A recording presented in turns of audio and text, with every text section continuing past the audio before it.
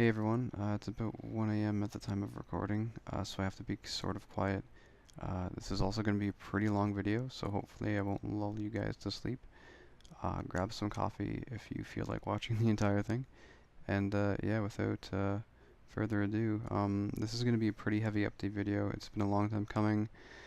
I haven't really felt like speaking until now, because I guess I've just been busy. The first half of the video will deal with the current state of Project M, the game or the mod I still play pretty frequently, following from the breakup of the PMDT that happened back in December. The second half is more personal. It'll be why I've been ghosting for so long, as in I've just kind of like not. You might see me on Skype and Facebook and stuff, but like I rarely talk to anyone, or I don't socialize much, and there's a reason for it, and I'll get to that. But first, I want to start off with PM. So, for some backstory, I basically started playing Project M since most of my Brawl friends migrated over around the 2.6b in the 3.0 era. Basically, if I didn't give it a shot, then I would be sort of left behind, so to speak. So I was kind of reluctant to try it, and I was being more of a Brawl elitist, so to speak, if those even exist. um, I remember whining about, L canceling. I didn't want to learn how to wave dash, and all I wanted to do when I found out I could taunt during Captain Falcon's knee, that's all I wanted to do. It was pretty silly, but I had a lot of fun, and my friends were like, whatever, no go, as long as you could get something out of this. So yeah, I thought the game was really silly since I was a Brawl boy, and I instinctively, I guess, despised a lot of the melee stuff. I vowed that I would only get to a decent skill level with characters not featured in Brawl, because I didn't want to mess them up, which only left me with Roy or Mewtwo, and since Mewtwo was really weird, I just kind of picked up Roy, because he felt, kind of heavy. I could get somewhat used to the melee physics with a character that fell pretty fast, and, stuck mostly to wave landing and stuff. Mewtwo had, like, float cancels and things like that, and L canceling was kind of weird with him. Like, it just felt strange, so I just stuck with Roy. I fell in love with how his nair would make him spin, and like if you pause the game as he was nairing into the ground, he would kind of like have half of his body beneath the ground. I found that like really really weird, but I don't know, it was fun. Which sort of got me into L canceling because you kind of flash white, and I don't know, I just thought it was really cool. There's not really much of a logical connection between spinning and wanting to L cancel, but it just kind of happened that way. I guess it just looked cool, so I started to learn how to waveland and things like that. And just after some time playing the game, I warmed up to it, and I really liked how the melee mechanics like blended with Brawl pretty nicely. Like they kept in uh, footstools, pivot grabs, reverse aerial rushing, and of course the Dacus, which is really fun to do as Link and Brawl. And I just liked how that meshed well with Melee's movement. And yeah, since then I've been playing it pretty frequently. You've probably even seen me and my friends make it on Salty Highlights, because I just had the recording equipment back when Wi-Fi was up and running, and I'm like, why not? So it was fun. Fast forward to present day, and you've got yourself a really weird situation.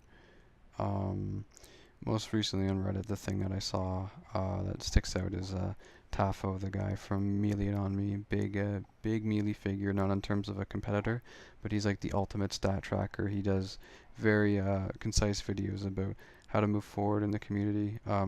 Basically, he accidentally mentioned PM on stream at Evo, and he instantly had to apologize for it. He wasn't told to, he just kind of did it, and it was very strange seeing such a noble figure, at least insofar as the community goes. He's like pretty up there. It was just weird seeing him having to apologize, like feel the courtesy to instantly. But I mean, most tournaments nowadays, like the big ones, are sponsored by Nintendo, and it opens a whole can of worms for Project M. But I don't want to get too off track at the moment. I'll stick to the script. Yeah, most of the community has been relegated to Hitbox as an alternative to Twitch.tv. Hitbox is nice, but because not many people use it, PM doesn't get much exposure, which I guess is what, if someone out there had a thing for PM and didn't want it to grow big, I guess they'd be pretty happy with that, because as I said, it's a nice service, but it's very underwhelming at the moment. Um, So yeah, it hurts PM's visibility. Yeah, basically there were rumors a while ago about how PM streamers couldn't get a sub button. Like, I don't know if it affects a donation jar, but streaming on Twitch was basically shutting you out from ever getting the opportunity to get a subscriber button, which would really hurt your chances if you played PM, then you played like you did speedruns or LPs or things. So I can see why that turned people off. We didn't really figure that out until, well, actually, I don't think we ever even got a direct confirmation. We just kind of screen capped certain mods, and I forget. I think it was a tournament going on, but basically, screen caps got out of these certain moderators of a particular tournament stream saying like, yeah, you can't get a sub button if you stream PM, and we kind of feel that that is the case because not only is that happening, but um, Twitch no longer recognizes PM as its own, well, quote unquote game. We all realize it's a mod, but it got to the point in 2014 where like it was just huge. So there were some rumors I put down here that there was some game that had an alias called Project M. It was called Moon, and it was rumored that maybe when people streamed under Project M, it was just defaulting to Moon, which eventually like led to some glitches and stuff. But uh, the TLDR is that Project M isn't its own game anymore, and if you want to stream it on Twitch, you stream it underneath Brawl, which isn't technically like lying, but it still looks bad in terms of not being able to get the sub button. So what else do I have here? Yeah, there's also in the same thread with Tafo on the PM Reddit, Lunchable said that like he's a pretty prominent Roy player. It gets really weird when you aren't allowed to bring up like past competitions in terms of PM. When you have people playing Melee or Smash 4. I say that because commentators might be like, "Oh, this guy's like amazing," and it's because he has so much experience in this game, but they can't mention that, so they'll be like, "Oh, I've never seen this guy," which leads to trip-ups in the dialogue because I think Tafo didn't acknowledge Lunchables, like he didn't know who he was, and then later in the set he said, "Oh yeah, like this guy has had plenty of experience. You know, I've seen him in these tourneys," and it's just really weird. Like Project M is basically like Voldemort from Harry Potter. Like you don't speak of it if Nintendo is in any way connected to the tournament. And it's not even that. I mean, even in my hometown, uh, we have monthlies occasionally. Uh, they kind of like stopped running for a while because of venue issues, but the third monthly, we weren't allowed to host Project M because the sponsors of that tournament, like the host organizers, felt it would be detrimental to have Project M there, even though it wasn't like an officially sponsored event. So like the stigma that Project M is kind of like this taboo thing is pretty far. Like it's far-reaching, I guess, because I'm not even in the U.S. and it's just like, yeah, we really shouldn't have this game here. So it was a bit disheartening. What else did I put? I probably skipped a bunch of stuff. Um, yeah, there's the whole issue with the video game bootcamp thing. Gimmer, one of the prominent leaders, I think maybe he did found VGBC. I'm not too familiar with the backstory there, but Gimmer was a prominent figure. He did some sort of donation drive to try and keep his job as a professional streamer, professional like host for tournaments, things like that.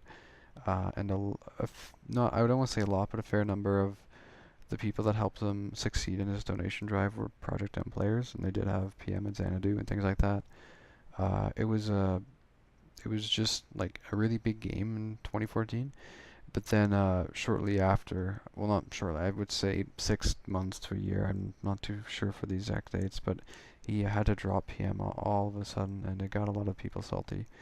Um, he also had to remove the tournament matches from his YouTube channel or the VGBC channel uh, because of potential, I don't know, just it was risky. It's an illegal gray area, and we didn't see the VODs for a very long time. They only got put up fairly recently, actually. Um, I think the excuse was that the hard drive was with all the VODs was at someone else's house or something, like out of state. But yeah, basically, I think Gimmerheads and Ask Me Anything with the Daily Dot or some other big site 4 or 5 months ago. I think. Anyways, what's important is that during that interview, he said uh, he needed to drop PM because it was basically illegal. He really, really didn't want to because when I think a friend of his notified him, like, people like this game, but isn't it risky? And Gimmer took offense to that. He's like, so many people supported me because of this game, but he looked into it and it just wasn't a financially viable thing to do to keep supporting it in terms of sponsors and possible legal action, things like that. So it's nice that we finally got some concrete evidence, like of the motivation. He just said like, yeah, it's just too risky, and I think that's all a lot of people wanted for a while because transparency in the Project M scene has been abysmal, and I'll touch on that later as well in this video. So what else do I have here? Yeah, Nintendo hasn't really ever truly acknowledged the existence of PM. And it's not entirely clear why. Some people say that if they did acknowledge it, then they'd have to shut it down completely, which is understandable. Um, but it's also possible that they're not acknowledging it because of how messy the situation would be, because of how weird of a legal area it is. I mean, that Project M is lying within, at least to the general public. I'll talk more about the video game attorney later, but it's in a weird spot. And if they did acknowledge it and had to shut it down, it would get a lot of people angry. Nintendo's not been doing the best, I guess, in the recent years with just how they've been on YouTube in terms of taking down videos, flagging videos for copyright claims for having like the coin sound effect from Mario Bros. Just with the whole Wii U ordeal, they thought it would sell 100 million. It sold maybe close to 12 million worldwide. I mean, I have a Wii U. I play it. I still support Nintendo, but like they're very stingy nowadays, and it's kind of sucky to see.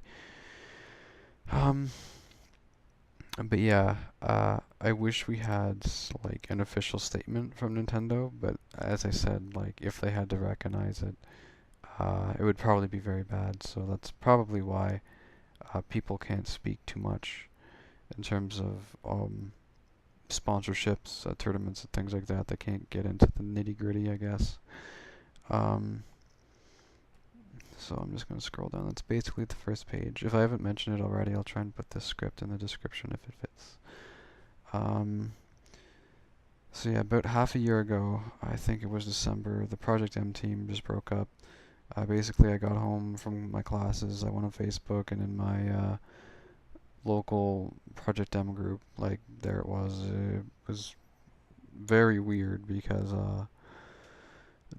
I thought it was fake at first because the PMDT had just finished taking moderator applications, or no, not moderator, beta tester applications for newer versions of Project M.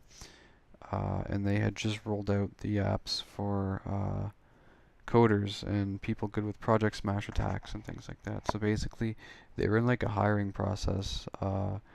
It was just that's why I didn't understand why it shut down, and not many people did either. So it was unexpected. The site, or not the site, the day it happened, I got no sleep. I stayed up till 2 just reading on Reddit. It was pretty crazy. There were people telling you, like, don't drink alone, man. You might do something crazy. Everyone was like saying it's been an honor, and it was a mess. Quite the experience to be through though. So the site had to shut down for undisclosed reasons. They had to break up. There would be no more updates. 3.6 would be the final. And the site had an email to this video game attorney guy. For those unaware, I mean, as the name states, it's a popular go-to when seeking legal advice about anything gaming related. I did email him because they put it on the site, but I got nothing back. I basically just asked, like what's the legality surrounding tournaments, not distributing the game, but just having tournaments surrounding PM. And it's interesting to note that after all this happened, a few months, he didn't ask me anything on the, I don't know if it was on the gaming Reddit or something, but he basically said that any modification of a game, like any sort of fan project, is illegal, which super sucks. I'll find screen caps of this and I'll post it in the video. And I should have mentioned this earlier. I'll try and post screen caps from Reddit and other like threads on V and things like that to just try and give you a sense of the weirdness surrounding the whole situation. So, um, if that's the case in fan projects, no matter how big or small, in terms of gaming, are illegal, then it sucks because modding for Smash is blowing up right now. Even if you don't play PM, there's a working version of Falco in Smash 64, and for those of you who don't remember, Falco doesn't exist in 64, and he looks really fun to play.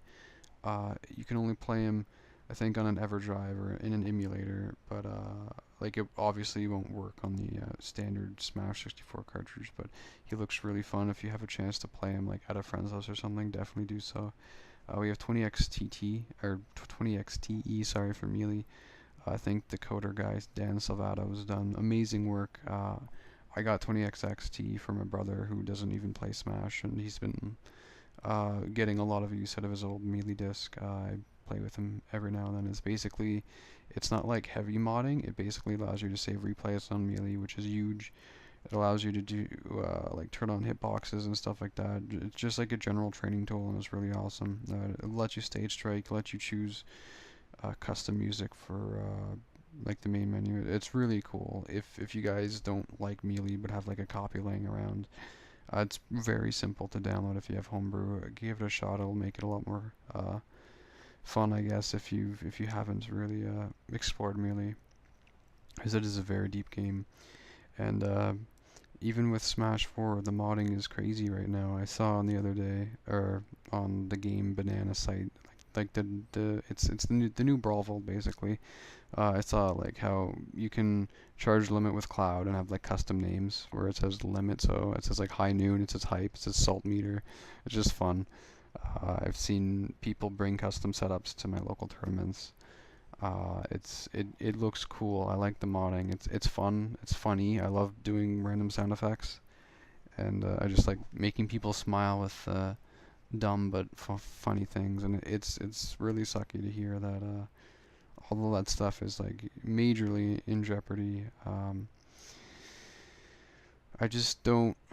I just don't want to see Nintendo go full Nazi, and because like they haven't done anything really to take steps against modding recently, unless the whole, I mean, who knows what's behind the Project M thing, but I'll touch on that more later. But like the only thing they've really done, I think they went on Cool ROMs and they asked the site, it hosted a bunch of ROM files of old like Nintendo games. They said remove all of these from the site, but they also requested to remove all of the fan hacks for the games from the site. So things that weren't even like games of their own, but like if there was like a special version of Fire Red or something that you still needed the game to play, they requested that to get pulled, which is strange because not all that content is entirely theirs, right? So that's the only recent happening I can recall of Nintendo taking mods down. Uh, but yeah, I just hope, because Wii U is for Smash, like you own a Wii U because you play Smash basically. Like it's those things go together like crazy, and Nintendo has been actually taking note of the competitive scene in terms of like balance patches and things like that, and they're very well aware that people, data mine for patch notes and things like that. So with all this exposure, I hope that they don't blow up because they see all these people making custom builds. Like I don't think there's going to be a Project M type mod for Smash Wii U, which is fine.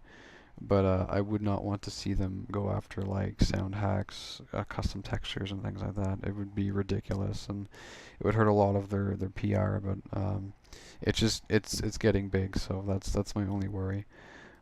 But to continue the story about Project M, uh, the disbandment, or however you say it, basically them breaking up prompted a new subreddit called the new PMDT. I think it was led by a guy called the Wizard 34 or something. I'll talk about him some more later too. Um, Basically, new PMDT had one focus, and that was to uh, take the work, or I don't know if it was to take the pre-establishing work of the Project M team and finish up like 3.6, make it bug free, like fix links grab, uh, or if it was to just start from the ground up, make an entirely new mod inspired by PM. But to do that, they probably would still sneak in some stuff using previous content anyways. I think there was a division that wanted to focus on making or finishing Project M 4.0, which is basically with Knuckles and the other characters. But I mean, I'm speaking from my very like this vague memory because the Reddit, it exists, but there's only one thread, and I think it's just detailing what they discovered in 3.61 or something. I'll get to this soon, but basically the TLDR is that there's this Reddit dedicated to trying to finish up what Project M couldn't, and I mean the idea was great, um, but where do I want to pick up? Oh yeah, a huge fight broke out on this Reddit between the old PMDT members and well, yeah, I guess it was just between all of them because one guy, I think his name was WizTech, he ended up leaking an older version, not the most up-to-date version, but an older version of 3.61, which was kind of 3.6 with some costumes, some different bug tweaks, but I think it introduced more bugs. And then he also leaked the 4.0 build, which had Knuckles, it had Lynn, which was she's actually pretty fun. It had Isaac, which is barely finished. He's from Golden Sun. I think it's like 10% complete, super buggy. Uh, and there was Sammy from Advanced Wars, and I think, I don't know. There's a lot of unused content, and that really ticked off the Project M dev team, like the previous members. I'll put up some screen caps showing what kind of stuff was going on, not to reinvigorate hate against anyone, but just to show you guys, like, I'm just like a fan of the game. I didn't follow any special like public figures, or I didn't watch tournaments too often. I just like one day I signed on and like I went on Reddit and like bam, like all of this stuff, and it looked really bad for everyone. It was crazy, and I know since most of the people watching this probably haven't paid attention much to PM, because I have a lot of Brawl and Smash. Basically, all my personal friends, barely any of them play PM anymore. So this is definitely news to the Brawl friends I used to have and the Smash 4 players that continue to play. I just wanted to show off like what it looked like, because I don't think this exists anymore. I don't know if it all got taken down, but it was just a crazy week, man, when Project M got taken down. So what's weird is that um, days after the new PMDT Reddit went up, it mostly got shut down. As I said, most of the stuff that doesn't exist. He didn't really say why, because I'm pretty sure it was that wizard guy that was leading it. Um, it just kind of disappeared, and people were like, was there like a Nintendo assassin behind the scenes, like making sure people don't make mods of Brawl anymore? But it was it was concerning because once again we didn't have the transparency we wanted. So, um, but later, I don't remember when. I think it was on a post on the Smash Bros. Reddit just asking like, when can we use 3.61 as the legal standard in tournament play? He was answering questions because apparently he wasn't bound by any legal precedent. He was just I don't think he had any like uh, restrictions from the PMDT, like the former PMDT, because they definitely approached him and said something.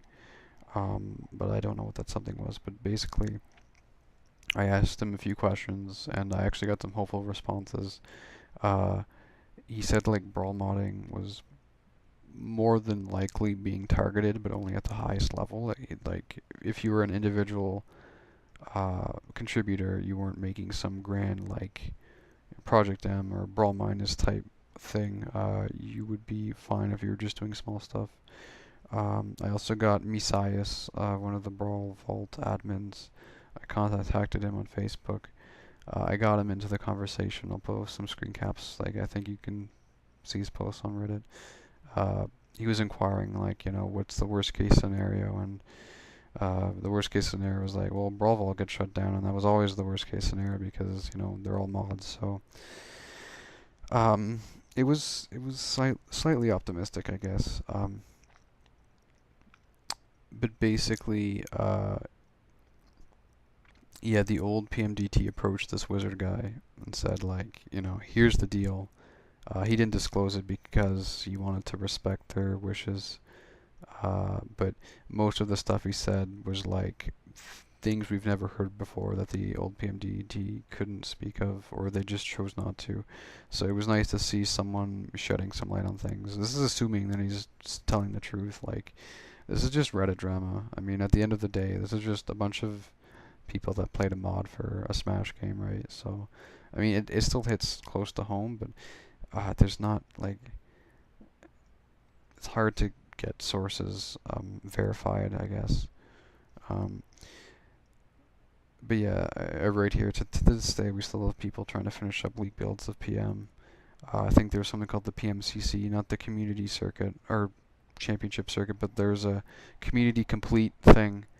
I think it consisted mostly of artists and stuff, but like the Discord dedicated to trying to finish up like a clean 100% bug fixed version of 3.6, as well as a 4.0 with working lin and stuff. The Discord dedicated to that, it's just blatant trolling, and like everyone who despised seeing that sort of movement joined, and just kind of like it's not going anywhere. So I don't really have an affinity to finishing it or to staying to 3.6. Like I'm gonna stick to 3.6 because it's just what the tournaments are hosting right now. Um, Maybe in the future, if people don't care, they'll switch to 3.61. I don't really know what 3.61 has, except some costumes, and they fixed Link's grab. But as I said, there's more glitches. Like, it's a dicey situation. So I just want to stick with the current version. But yeah, moving on with all this craziness. It's sad to see that like I've seen prominent modders leave the scene, like remove all of their hacks from Brawl Vaults, delete all the links, things like that, because they're afraid some sort of legal action might take place. Specifically, I want to point out the Reddit user Fifth CPU, because he made really cool and funny AI codes. I think he made a snake that could chain grab you infinitely, like he would just read you no matter what off of a down throw. And I wanted to use these codes to make another computer compilation, because I haven't done that in a while. And I just had these ideas in my head, like, oh, I can use this and this. And he took them all down, and I'll never have the chance to get them. He did do a tutorial on how to make AI codes, but it looks rather complicated right now. I don't really know what I would do anyways. He just had like a super Squirtle, a Squirtle that was like fantastic. Uh, he had the snake. He had a bunch of stuff, and it's a shame I never got a chance to try any of that out. But what I wanted to get at here is that people are leaving the scene because they're afraid they might get targeted, and I guess to a certain extent, like I have music packs out. I don't have like AI codes or textures, but I do have sound files. I have BRSTMs. I have slightly altered menu files just to change like text and stuff. So I guess technically I am at risk. I don't think I've done anything wrong legally, but I mean, if the video game attorney is correct and says this isn't the way it is, this is all illegal and you're potentially at risk, then I will probably follow suit and remove my stuff after a certain amount of time. There are some things I do want to maybe finish up with PM modding. I might want to touch up suppression attention, add in some final few tracks. Uh, I was kind of looking at making some sort of Project Meme sound pack, not related to Lunchables, but just because I have a bunch of sounds that no longer work in 3.6 that work for 3.5 and 3.0 too, that I could tweak up if I was given the time. My old computer that has all the stuff on it, like the hard drive is failing, but if for whatever reason I can do it in that time frame before it dies completely, maybe. Um, and there are some things I want to do with Smash 4 because Smash 4, you're given a lot more wiggle room in terms of memory. Like the memory restrictions for Brawl modding is ridiculous. If you're using Gecko, and that's what I am using since that's what PM uses to launch basically. Um, but yeah, I don't want to mod my Wii U yet because I don't want to accidentally brick a really expensive console. I'd rather wait till the NX comes out and when Nintendo kind of drops focus on the Wii U because they already kind of have in terms of like I think Pikmin 4. There's an interview a while ago. Like it's been almost complete for a while. They're just not releasing it because why would they if the Wii U's only sold like about 12 million units, right? Uh, Star Fox Zero was like a lot of games recently were very and I mean the whole having Zelda on NX and Wii U. I saw that coming from a mile away, just because it looked like we were getting another, Twilight Princess scenario, and yeah, that's exactly it. I mean, they're basically jumping ship. They just haven't entirely yet. But once that does happen and the NX is out, I'll definitely um, do some stuff with modding, provided the legal scenario doesn't get even worse, and it's just not possible. But I doubt it'll happen that quickly.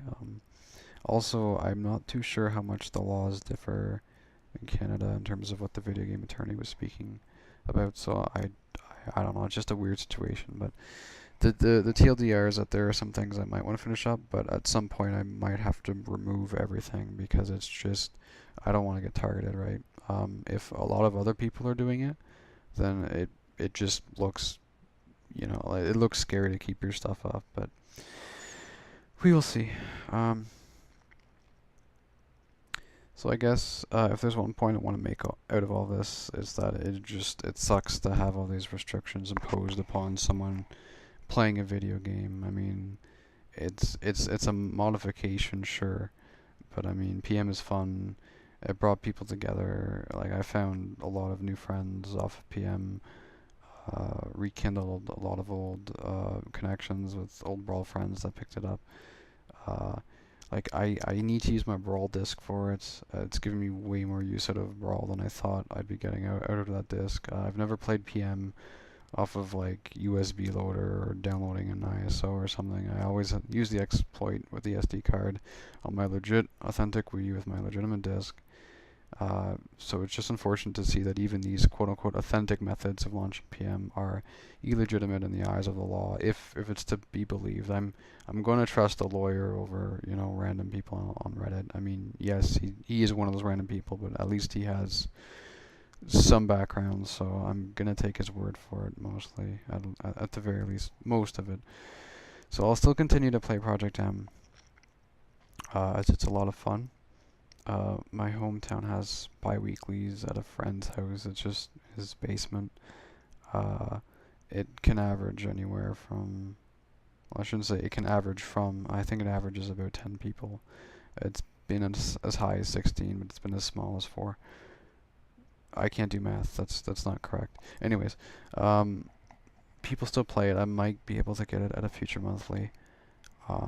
We'll see what happens, but I'll still play it. If I get a computer for netplay, I'll try and hit that up with some people. And I'll play it on Wi-Fi too, or WeemFi as they call it, the custom servers that still run.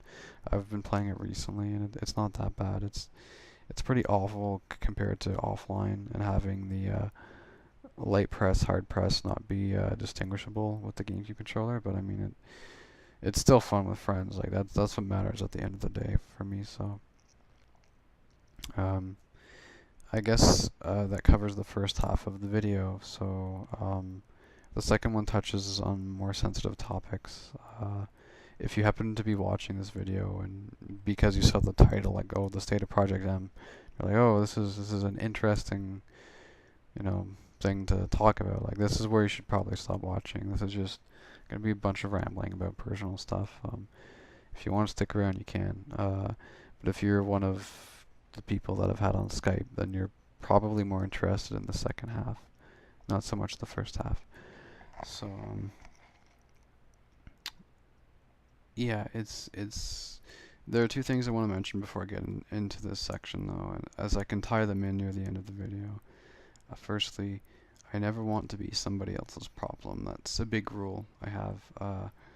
During the Brawl days, some of you can probably figure out who I'm gonna sort of reference here, but there were certain people that were like suffocating me with like life issues, and while I was as helpful as I could have been, I feel some people negatively affected me, and I never want to be that. Like, I don't want to do that to someone else inadvertently, like accidentally, by bringing up, you know, talking, getting things off my chest. I'm very introverted in that sense. I know, even to this day, lots of people in like Skype chats I'm in are open about their issues in life, and I'm very supportive most of the time.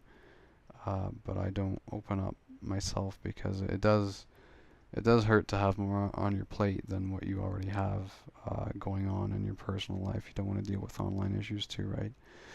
So that's one thing. I'd never want to be somebody else's problem.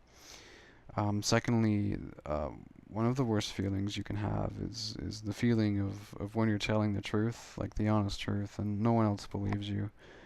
I'll get into that later, but with that being said, let's begin. So some of you might recall I took a break from YouTube, I think a year and a half ago, maybe 2 years. It was a while back. I made a video detailing it, that I was leaving, and I had a document. One of the things I mentioned in that document was that one night I had awoken with severe pain throughout most of the left side of my body. It would radiate from the neck, the arm, the hand, and the chest. And to this day, I still have this issue. Unfortunately, it's gotten slightly better. It's healed a bit, but it's still causing issues, and I haven't been able to get it diagnosed because no one knows what it is.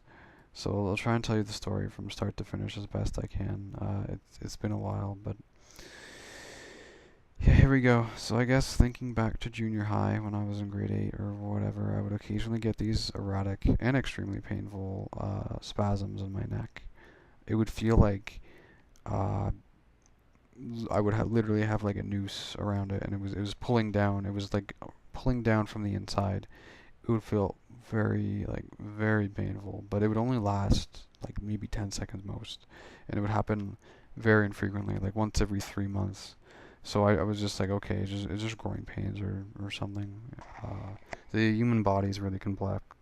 Sorry, the human body is like really crazy in terms of how it can like function if you think about it, and like just having pains every now and then, like maybe it just happens, right? Like it's such a complex system that issues arise and they iron out usually.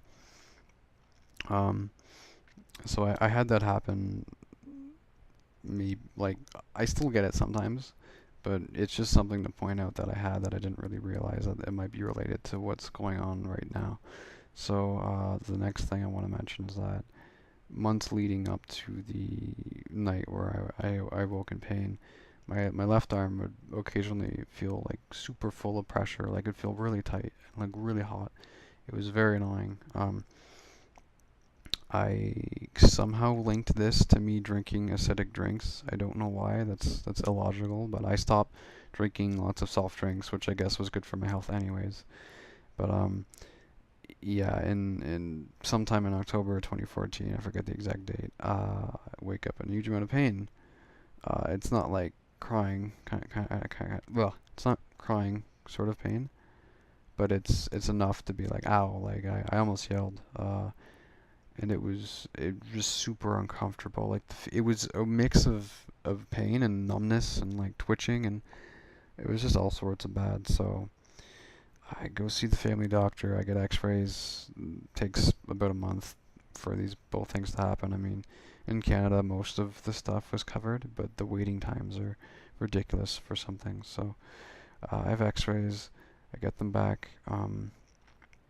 Nothing's found in the chest, but in the neck, there's some uh, concern. It looks like maybe some nerves are getting pinched in the neck, which might uh, attribute to the pains in the arm. And I think one thing to note was like a part of my spine, like there was a very small section that was slightly twisted. But that's never really come up again in conversation with my doctor. So basically, we were looking at it being pinched nerves. The technical name for this is cervical radiculopathy. Uh, so that's sort of what I ran with. I was given a few exercises to do, like in terms of stretches. She said that it would usually iron out after a while. Just let it heal. Don't do anything too hard on your arms and stuff like that. Uh, I was given the opportunity to go to physiotherapy, but at the time I didn't have the money. I didn't think I was covered because physio is not covered by Canadian healthcare.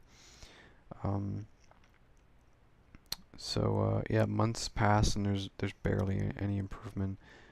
It's hard to use my left hand. Playing Smash it got difficult. Like I would have to fight to just try and move my hand, and sometimes I don't know. It just felt really bad.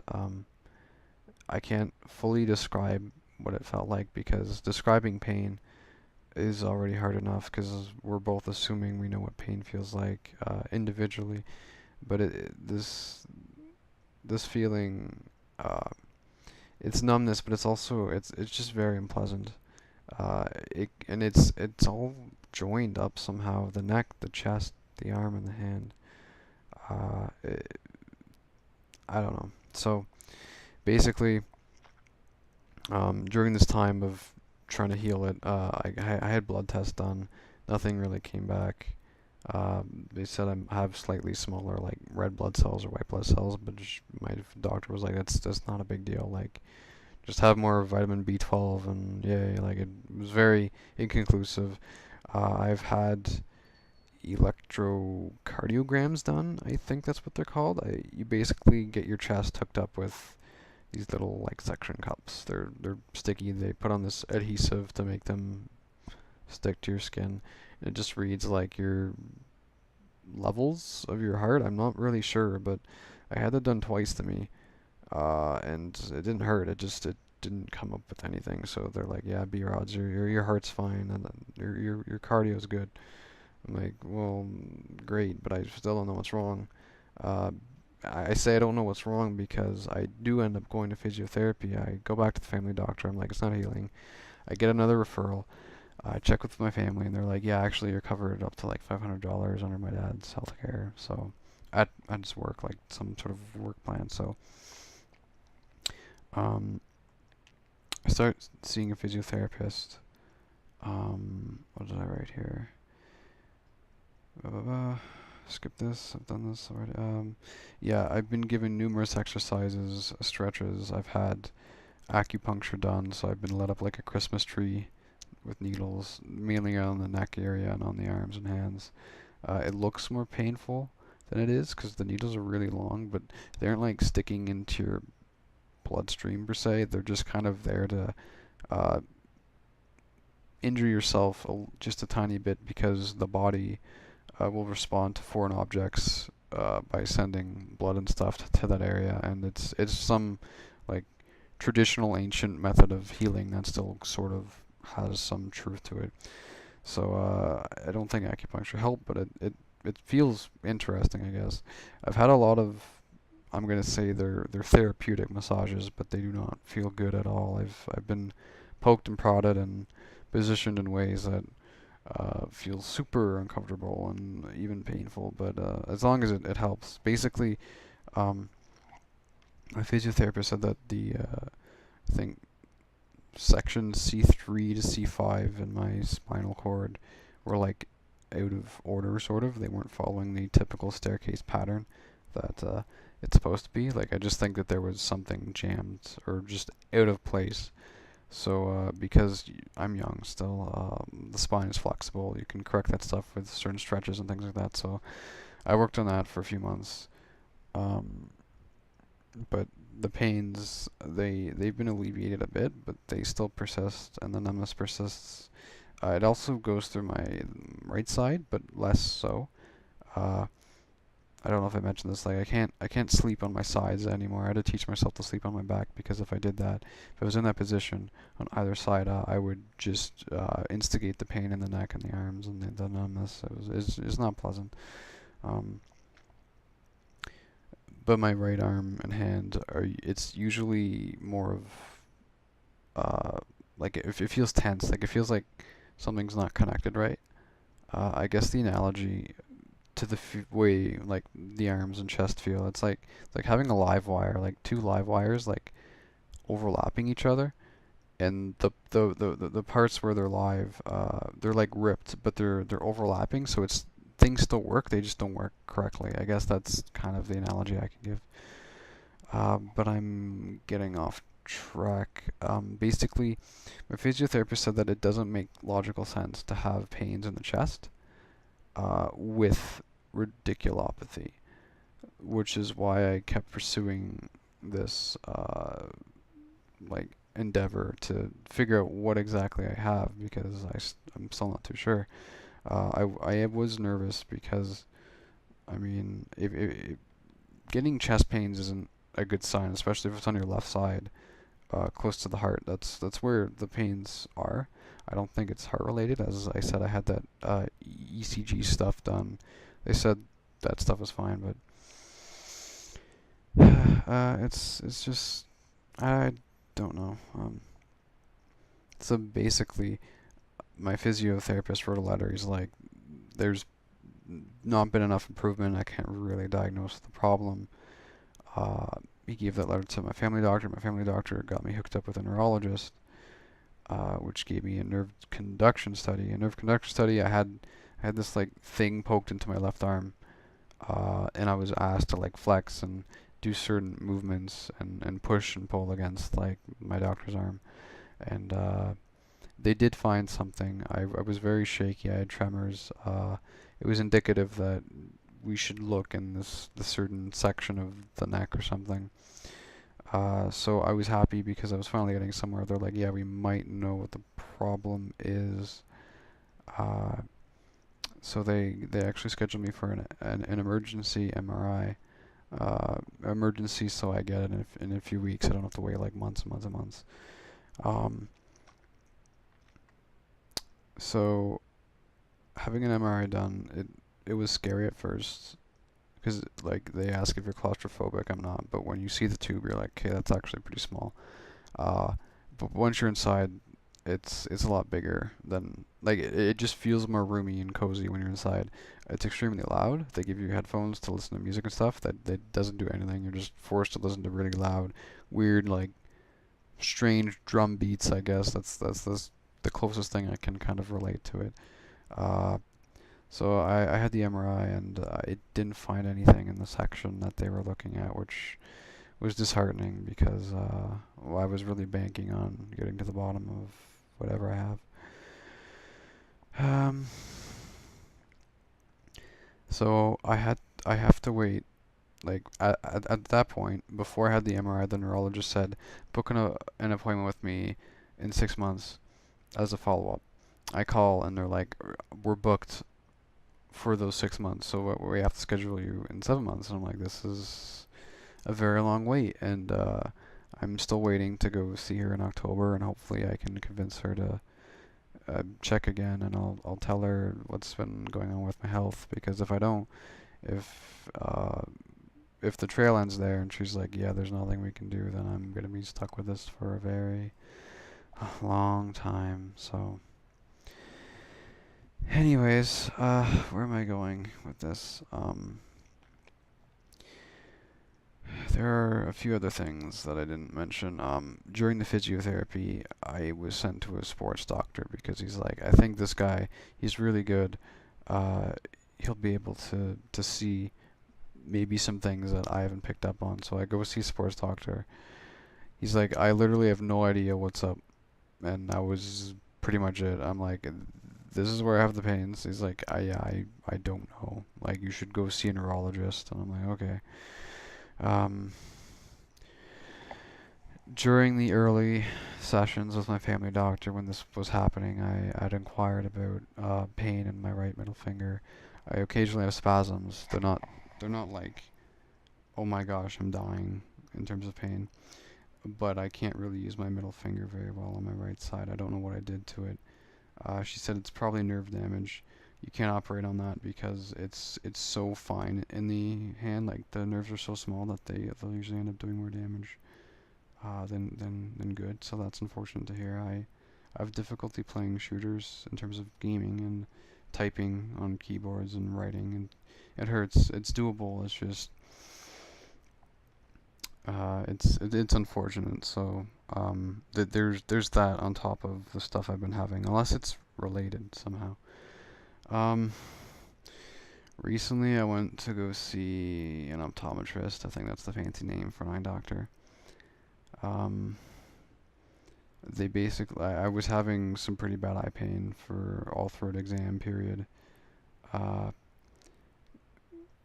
my sight is fine, but he said something about optical reserves or something. He's like, your eyes act as if they're relatively old in terms of my response to light and focusing. I can focus. It just takes a while, so that wasn't good news to hear. I was given a prescription for not shades, glasses that would hopefully diminish light, like they're readers glasses. But I think they're $275. The appointment going there wasn't covered, so I had to pay. I don't have money for the glasses. Uh, I have no idea when I can. I've just been using like literally like $1 shades they gave me when I'm on the computer and playing games if I'm not feeling that well. So that sucks that my eyes aren't too good. And most recently, I've been to the dentist. I had severe pain in my jaw uh, weeks ago. My TMJ, I went to the family doctor. The TMJ is basically like the jawbone or the jaw joint. There's some inflammation in that on the right side. I've been getting pains up near the temple, like kind of like a headache that would radiate on the right side. And then I would get pains in the bottom right of the gums where a tooth was trying to break in. And I went to the dentist. I had X-rays done, which was more money that I shouldn't have been spending because I'm not currently working. I'm saving this for school, but health is important, so I've been spending it. I get X-rays done. I have an emergency exam, and through the X-rays, the doctor says, "Hey, you have an asymmetrical jaw. Have you ever noticed this?" I'm like, "No, no one's ever said anything to me. It's never been prominent in pictures. My family's never brought it up. I've never noticed it in the mirror. Now it's all I can see in the mirror, which is unfortunate. I'm very self-conscious. But basically, they said you have an asymmetrical jaw. Might be the cause of some pain, and this your bottom wisdom tooth is impacted. Like it was growing into my molars and things like that. So I had to get it removed. Sorry, it's late. I'm gonna take a sip of water. I'm still healing from the operation. It was $800, $850 I think for one tooth. The teeth on the bottom are more expensive. I think they're 400 or so Canadian dollars. The consultation is 100 something. The anesthetic is 200 or something. It just added up. They didn't pull the one on the top right because they said it was encapsulated. It was so far up that they might do permanent damage to my sinuses. It was like dangerous. Even though I wanted it pulled, the operation would have came to $1,150, so $1,150 or so if I had that done. But I didn't. I mean, it might grow in later. It might give me issues later in life because the X-ray showed it was kind of. It looked like it might have gotten like it was going to get stuck if it grew. I don't know. But whatever, it was easier on the wallet, at least in the short term. Uh, but I searched up some stuff about having an asymmetrical jaw. It might be related to the pains in the arms and hands, oddly enough, because um, it just said that it can literally affect the nerves in the neck. I'm like, well, this is something I'll bring up to my neurologist. But basically, I guess I have a few more things to say actually. So I went to see my family doctor again because I see her all the time. After I was finishing up with physio, at least after I was given my first set of arm strengthening exercises, because I've been given exercises for the neck for a year and a little bit now that I've been working on. But I asked, like, because basically my physio was like, yeah, I don't know what more we can work on, so what do you want to work on, B-rods? And I'm like, I'll just try and get stronger arms because I shake a lot. Like, I have tremors, so I was given some arm strengthening exercises and some more neck stuff. I showed them to my family doctor because I would shake a lot during some of them. Even though I had been working on them, my arms have been built out a little bit, which is nice. But basically, she used the word limit. That's what I remember specifically. She says something along the lines of, you tend to shake when you're reaching your like muscular limit or something, like when you are getting close to the max capacity of force you can put on your muscles. You shake, and I wasn't doing anything super demanding, and basically I read that as, well, maybe I just don't have a very good body in terms of I'm quote unquote like weak, like I'm not up to par, I guess. So that's how I took it. It kind of hurt to hear, but I guess she's not wrong.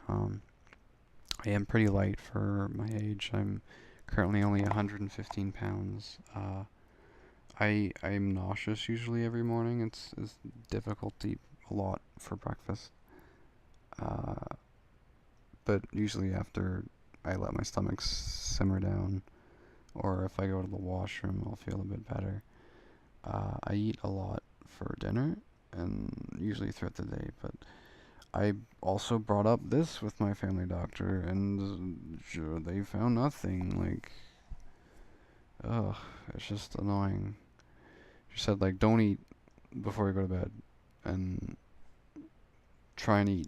I don't know. Like, if the advice was actually good, I would have remembered it. But yeah, I guess I just don't feel well right now. It's been a long time since I haven't been in a state where I'm not in pain. Like, the pain is definitely tolerable, but it's just annoying. After 2 years having the same issues, you do get a bit fed up with it, I guess. So, let me scroll down. I said a lot of this without scrolling through. So, wisdom teeth. Da, da, da. Weight. Yes. So yeah, the main issue I'm tackling is having this numbness and the pain because I can't use my upper extremities to the extent at which I used to be able to. Uh, when I get anxious or when my heart rate increases, I feel the pressure and the numbness increases in my left arm, neck, things like that. So I think it's tied to heart rate in some way. I don't think it's like the heart specifically. But like, this is all anecdotal evidence. I literally have no idea what's up. Like, I'm just trying to make sense of it. So yeah, exercising hurts.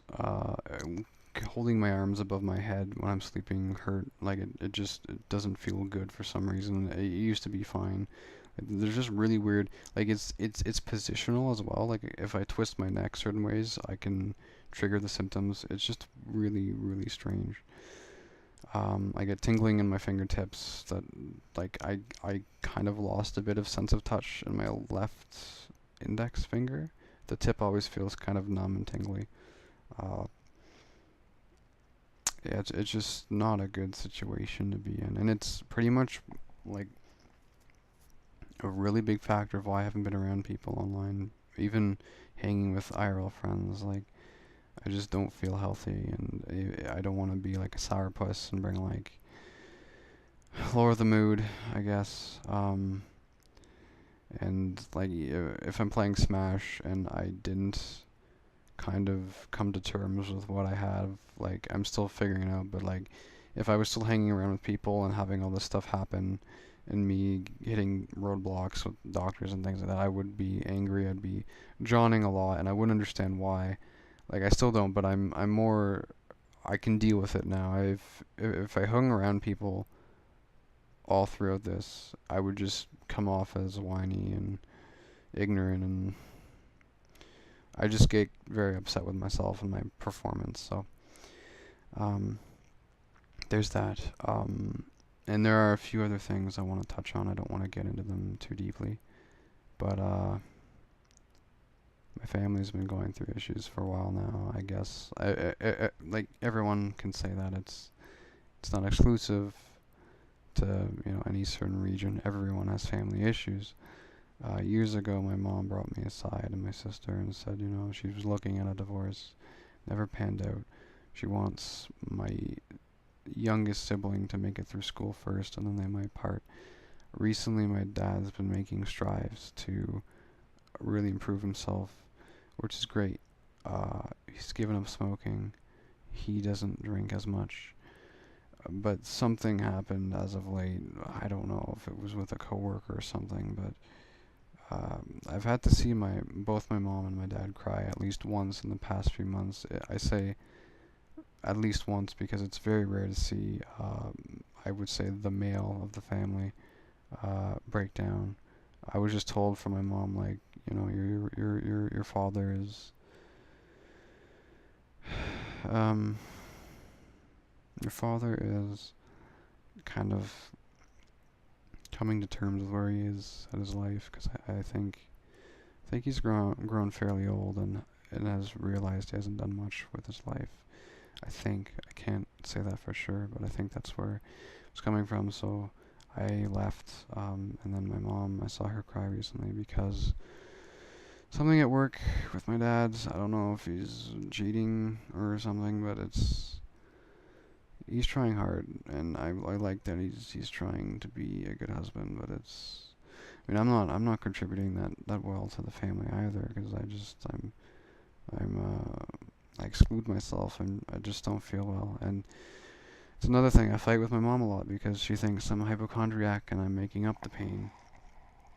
There's some anxiety issues in my mom's side of the family. My mom's mom was bipolar depressive, which is a very scary illness. I don't have it, but one of my siblings might. There's been issues recently. There's one day where I had to dial a number for my mom because she was shaking too much. My brother, I shouldn't have said that. The sibling in question has given us a bit of a scare a few times. He has these highs where he's very happy, and then there are these times where it just goes downhill and is very, very sad. And my mom had to call off work one day and had to get my dad home like as fast as possible because they were gonna have a chat with him. He fell asleep. It never panned out, but it recurs every now and then, and it has to be addressed at some point. So that's a thing. Um, and I've mentioned this briefly. I'm not going to get into it too much because I've said enough. I've given enough evidence as to why I'm not around much, or why I haven't been around much. But this predates the whole numbness thing and the pain in the arms and stuff. I've been seeing. I've been going to the hospital for mental health related issues related to OCD and anxiety and things like that.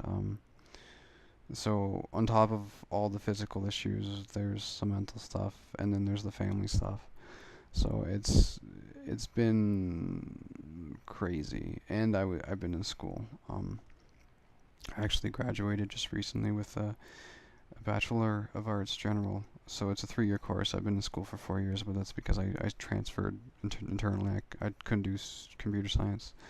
I'm leaving with a what's it called? BA General in the Arts and Social Sciences. If you want to be specific, it's philosophy with distinction. So I haven't seen anything below an A- for years. I like writing. I guess I'm not bad at it.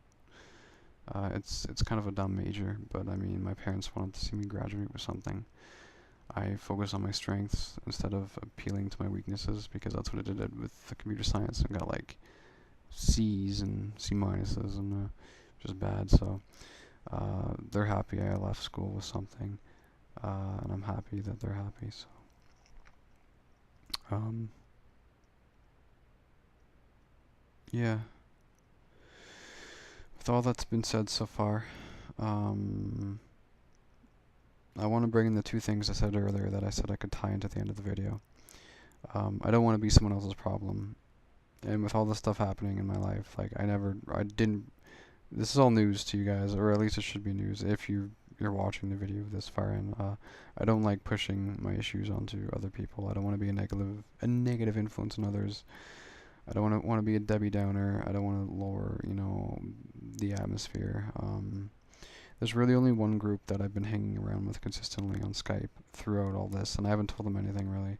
I just did that because my friend had this old series for Brawl that would have probably died if I had not continued to be active, because there just wouldn't be enough founding members to make it interesting.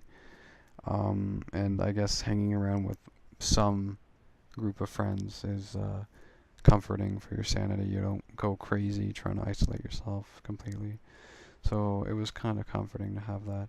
Um, excuse me. Other than that, I've been mostly silent, but that's changing in this video. Basically, what made me change my mind about keeping this all to myself is that when I heard I had to wait 6 months and then it had to be 7 months to continue this, it's going to take forever to me to get to the bottom of this, and I might never find out what exactly is wrong with my body. So I might as well just tough it out as best I can, and not exclude my friends from myself, because I probably sound like a pathological liar at this point. I kept saying, I'll be back, I'll get a new computer, and that's another topic, but I'll make the update video. I'll tell people, I'm having issues, but I'm fine. And I kept saying that, and it's been forever since I've really socialized, even with IRL friends. I hang out a bit, but I keep this stuff to myself. So if they're watching this, then now you know, but I probably won't mention this on my own terms, unless something really bad happens. So yeah, coming out with this stuff, I don't want. I mean, you might say, well, B-Rods, no, you are like everyone's problem. I don't want to say that's the case, because if I'm just not feeling healthy enough, I just won't play. I just won't be on Skype. But if I am on Smash or something, then I'm probably good enough to hang around with. Originally, when all this stuff was happening and I didn't know what it was, I still don't, but when I was seeing the family doctor, things like that, getting the x-rays, uh, I I would have been a different person. I think I would have let it get to my emotions and not snapped at somebody, but I just would have been upset with myself, and it would have made me hurt more, I think. Uh, I'm much more calm with the issue because I've been living with it for 2 years, more than 2 years now. Um, so I don't want anyone to feel bad for me. I don't want anyone to feel that they have an obligation to say, I'm so sorry. It's fine. Uh, I'm more adjusted to this, whatever it is. I still want to fix, and I still don't feel well, but I'm working on it. So if I'm online, then I'm more than well enough to hang out with friends and things like that. I'm not gonna snap at anyone. I'm usually pretty calm anyways. I don't really think I've ever gotten legitimately mad playing Smash. I don't know why I'm bringing this up, that I might snap. I guess I would just be upset with myself. That's the biggest thing. But there's just no way I can keep waiting months and months and months and just shut myself out from everyone, because it's not fun at all. Um,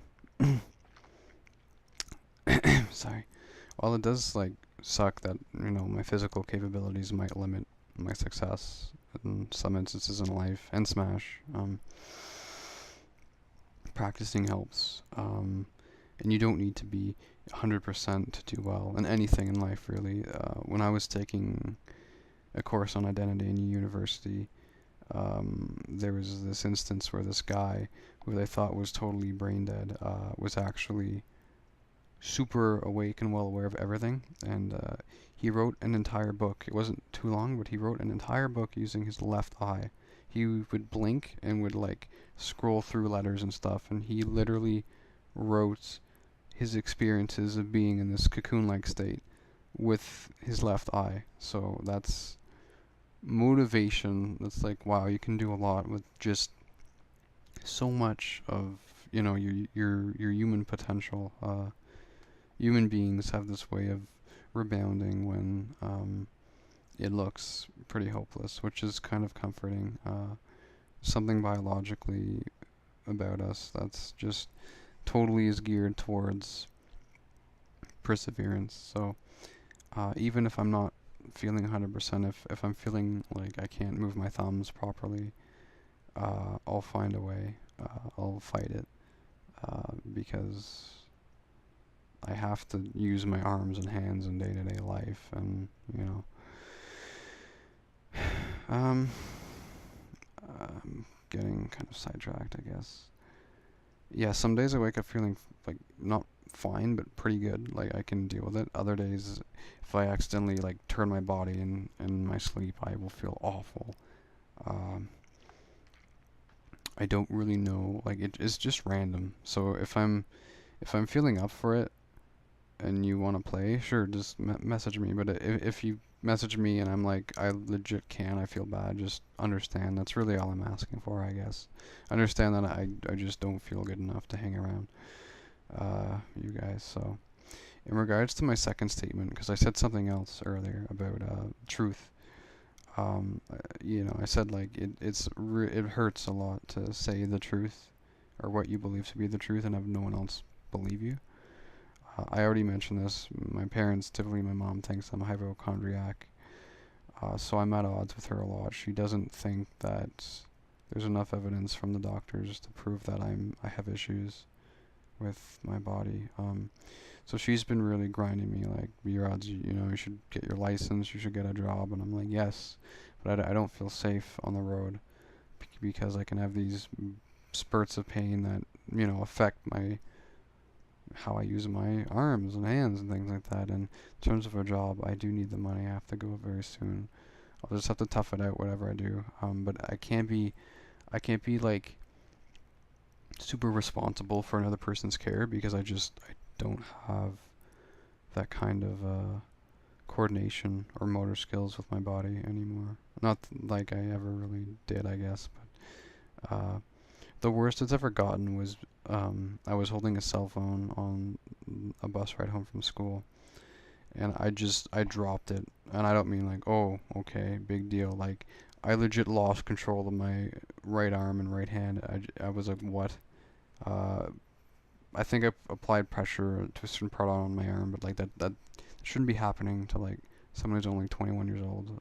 I turn, yeah, my birthday's on this Friday. I don't know when this video is going up, but I just don't feel healthy enough for lots of stuff right now, but I'm going to have to grin and bear it, at least for a job, because I need the money to pay for medical expenses and my student loan when that starts kicking in. So, yeah, because of I've been at odds with my mom, and she doesn't believe that she just thinks it's mostly in my head. That's also contributed to my mood feeling really bad, so I haven't wanted to hang out with people because, once again, it would just bring down the mood. But I realize now that I'm basically in that small group I've been in, like that I said, for the Brawl series. It's AFB. You guys have seen me in it before. It's the item moment videos for Smash. I have lots of fun I joke around. I play the role of being the clown, sort of. I kind of set myself up for stuff, sometimes intentionally, sometimes not. But I make a lot of people laugh, and I'm totally like fine. Like my friends have never once suspected me of having issues, really, with my life. So if I can pull that off, I can definitely pull off having a good time with more than just them. So expect to see me say hi, possibly, to certain Skype groups that I haven't been in for a while. And if you want to message me, that's to play something, I'm totally up for that. So yeah, I think that's it. The Skype record, no, the sound recorder says it's currently at an hour and 15 minutes. So this has been huge. I'm very surprised how long this video has been. But I think that's all I wanted to cover. If you want to play me in PM and Smash 4, even in Pokken, because I got that game, hit me up. I plan on making another YouTube channel that focuses on non-Project M related content because of the whole thing I said in the first part of the video. It might be risky. I don't want to make a bunch of Smash 4 content and then have Nintendo go full Nazi, take down all the PM stuff someday, and get my channel deleted. So I'm gonna keep Geocentric Medium for Project M stuff and modding stuff pretty much. Maybe I'll do some stupid stuff on the side, but it's gonna be more of a joke channel that'll do things that maybe aren't such an illegal area, or things that are more legally promiscuous and in the gray area. I'll dedicate that stuff for Geo. Yeah, so I'm gonna have to go job hunting soon. I need the cash. Once I start getting money, I'll try and get a computer. I know I've been saying that for years now, but it never happens. I'll probably just make a YOLO build. I'll get like an Intel Celeron, a dual core, and I'll get like the new AMD RX. What's it called? The esports card they keep calling it. The Radeon 460. It's not out yet, but basically it's a super budget. It's like $99. It's a super budget graphics card. Well, 99 US. It'll probably be 115 Canadian dollars, but I just want to put together something that I can run Sony Vegas in, like minimally, like just do basic videos, because I'm tired of using touchpads, and my old laptop is like it lights on fire pretty much when I boot it up. It's super dusty. I gotta clean it out. Graphics card got burnt out. It has no networking. I don't know what happened, if a driver exploded or whatever, or something burnt out on the inside that I can't, because I can't even connect to the internet using Ethernet. It's really weird. Like, it's really, and the laptop I have right now is like a mobile Pentium. It's ugly, so need some sort of computer for like a workstation so I can continue to record videos and stuff, so I can do that. So that's where I'll put some extra money towards. I just want to like play Overwatch with friends, low set. I don't care if it's 720p. I want to play maybe Project M that play, maybe even Brawl Net play if people are for that. But I need something that can run Dolphin. I know Intel CPUs typically have better instructions per clock than AMD, so maybe I could get it off of a Celeron. I have no idea. But yeah, even if I can't run Dolphin Net Play, I wouldn't mind just running, just being able to play Overwatch and record videos without having my laptop get to 100 degrees Celsius. So yeah, thanks for sticking with me through the super long video. Once again, don't feel bad for me. I needed to come up with the stuff to prove to you guys I'm not being a pathological liar and just ditching everyone for no reason.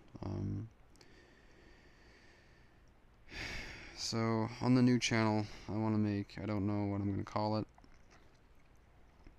I'll do some silly videos, but I also want to do some tutorials about Smash 4 and things like that. I'll try and make it more authentic, more professional, so to speak. I'll hit you guys up with that eventually, and I've been recording replays since the very first day of Smash 4. I want to make another video similar to the Brawl montages I used to do for Smash 4. I don't know how well I can do it on the current hardware I have, but I do want to get that up sometime within the next few months. So